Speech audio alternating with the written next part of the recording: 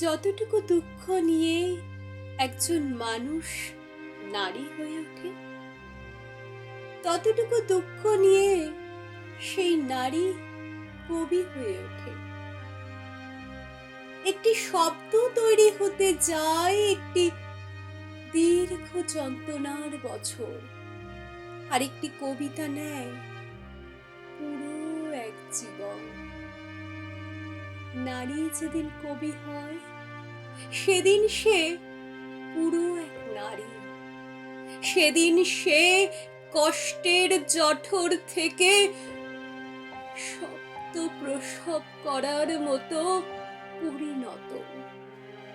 সেদিন সে যোগ্য শব্দকে নকশি কাঁথায় ঢাকার। কবিতার জন্ম দিতে গেলে নারী হতে হয় আগেই। যন্ত্রণা ছাড়া যে শব্দ জন্মায় ধসে পড়ে স্পর্শ মাত্র। আর নারীর যে যন্ত্রণার নারী নক্ষত্র, কেই বা জানে বেশি?